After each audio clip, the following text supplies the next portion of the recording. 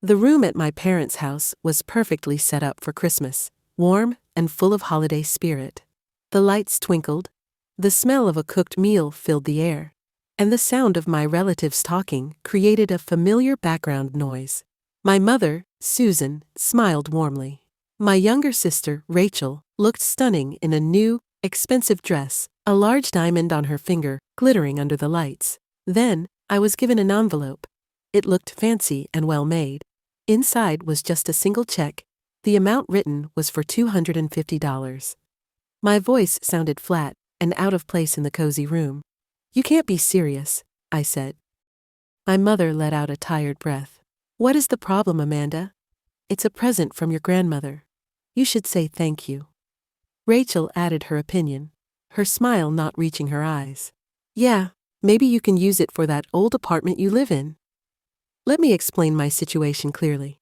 I work as a person who determines the value of luxury real estate in New York City. I make a very good salary each year. But for some strange reason, my credit score is a disaster, which has stopped me from getting a loan to buy my own place. It made no sense. "So," I replied, "thank you. I'll phone her to thank her personally." That's when my mother's movement stopped completely. "No, don't do that. She's already gone to bed for the night," she said quickly. Her voice sounded nervous and tight. In my line of work, when someone tries to block you from talking directly to the main person involved, it's a major warning sign. It was only 7 in the evening. I didn't listen to her. I dialed the number and put the call on speaker so everyone could hear. "Amanda, Happy Christmas?" My grandmother's voice was cheerful and awake. "Merry Christmas, Grandma. I got the check. Thanks for the $250. There was a pause on the other end. Then, a confused sound. "What? I'm not joking with you. I did not send you $250. Her next sentence landed in the quiet room with heavy force. "I told your mother to take $1,200,000 from the family trust fund to give to you for a house. $1,200,000. Compared to the $250 in my hand. The gap between those numbers was enormous. Everything seemed to stop. My mother's face lost all its color. The utensil she was holding fell from her hand and hit the floor. My sister stood completely still, her mouth open in surprise. "End the call," my mother said sharply, reaching for my phone. "Your grandmother is getting confused in her old age." Confused? In my job? I have learned to recognize when people are not telling the truth. The expression on my mother's face wasn't worry. It was the scared look of someone whose secret plan was about to be discovered. I ended the call. Causing a big argument right then without proof would only let them say it was a mistake by an older lady. But my investigation had officially started. As I picked up my purse to go, acting like I was hurt, I noticed some papers partly hidden behind the couch.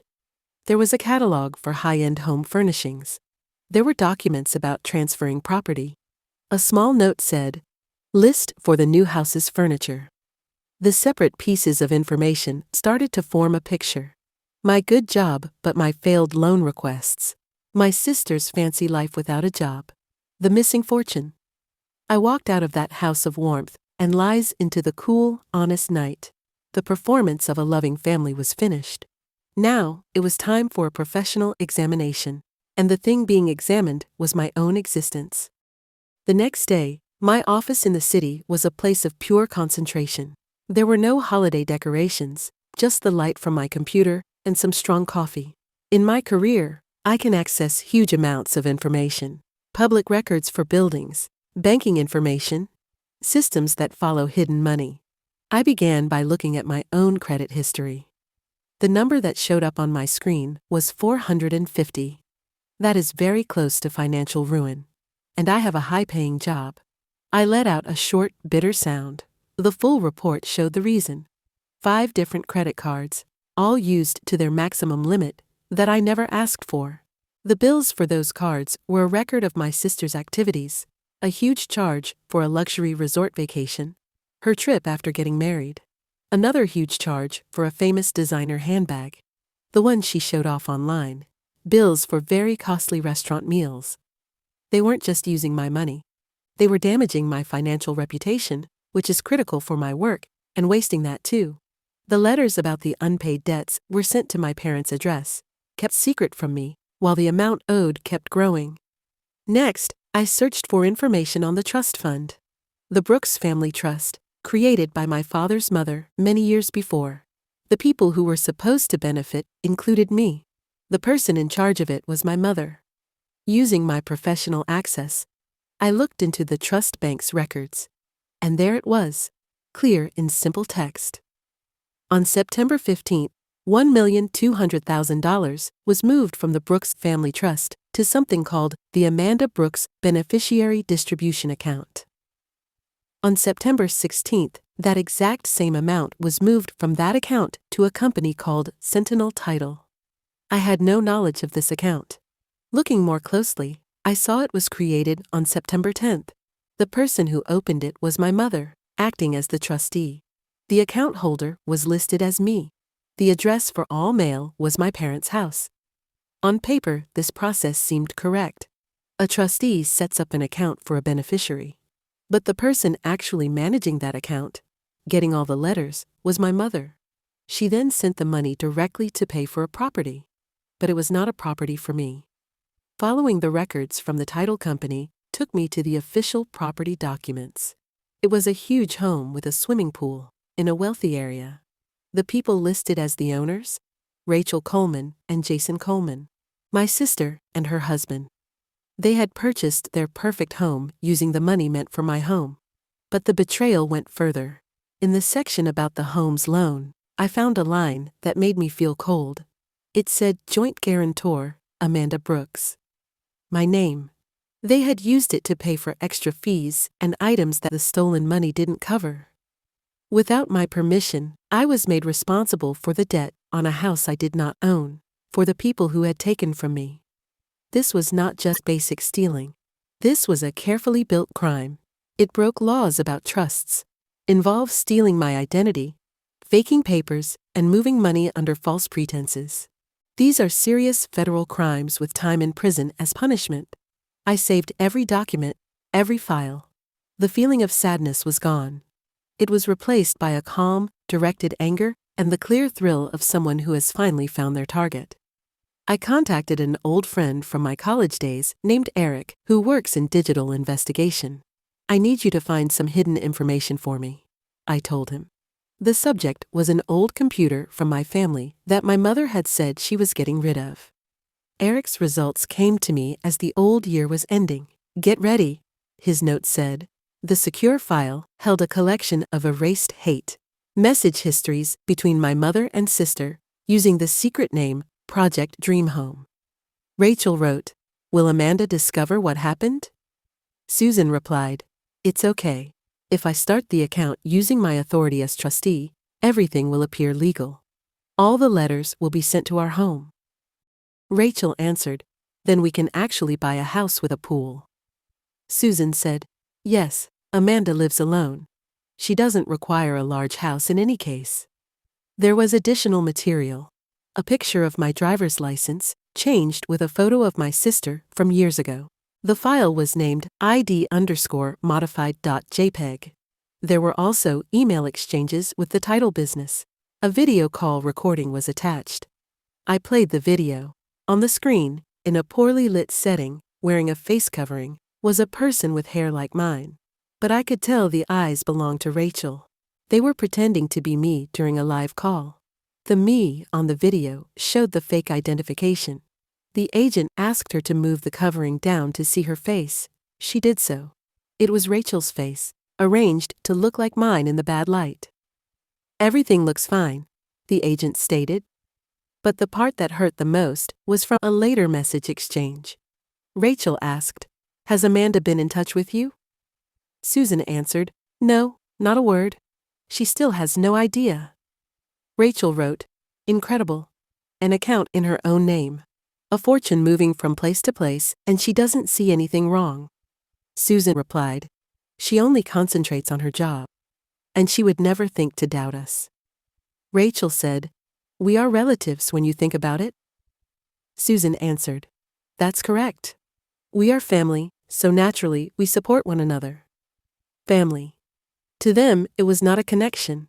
It was a tool, a justification, a protective cover.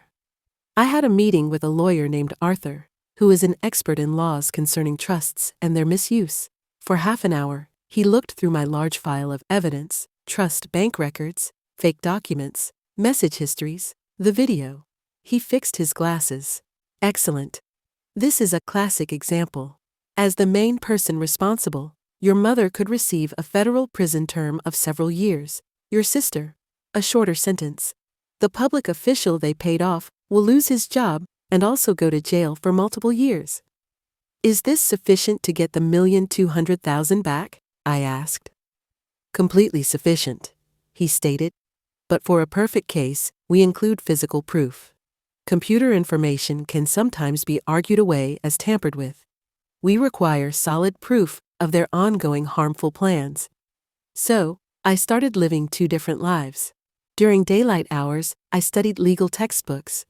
After dark, I visited my sister's expensive neighborhood quietly. On the evening before garbage collection, I looked through their outdoor trash bins. It was unpleasant, embarrassing work, but it produced valuable items. Cut up credit card bills in my name, and ripped pieces of paper with writing. I spent my evenings putting these paper scraps back together like a difficult puzzle.